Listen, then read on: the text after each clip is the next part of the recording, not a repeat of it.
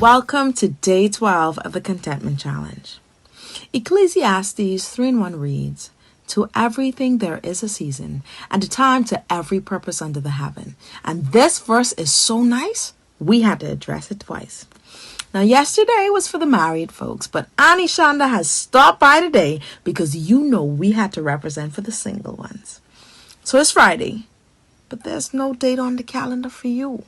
And I know, we all want to know, when will it be our time to have our own boo? Go on date nights, and do things that married people do. But on day 9, Ernesta talked about not rushing from one season to the next, but enjoying the present season that you are in.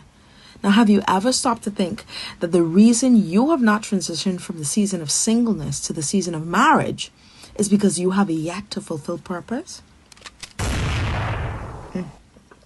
Need sugar. See, whatever is broken, lacking, and uncontrolled in the single season carries over doubly in the marriage season. And we get caught up on the wedding and the Instagram and Facebook reels, but we forget that there will be times when finances are low, unresolved conflicts are at an all-time high, and the kids ain't behaving, or maybe you can't have kids at all. And how about infidelity? See, the single season is important to find your identity in God. Seek and do His will, and develop yourself and your character into a representation of Him. If you rush through this season too quickly, you may not have what it takes to carry the season of marriage to full fruition.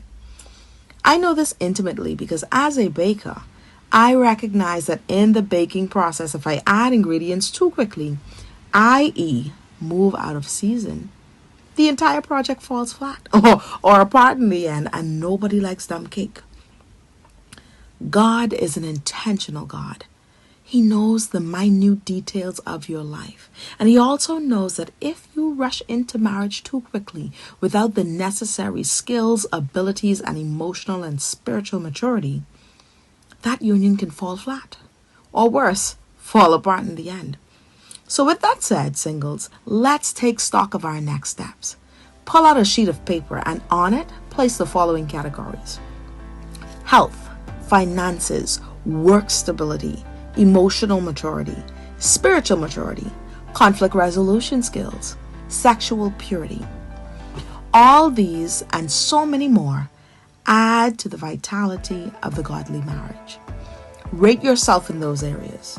Where you know that there is great opportunity for further development, make an action plan to doing the work. And 2, continue to lean into God with your desires for a mate.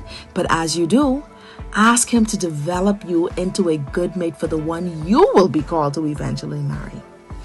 Well, that sounds like a date with a full agenda to me, and I better go because that's a lot of work for me to go do.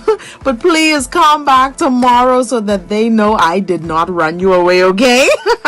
Auntie Shonda loves you. Bye.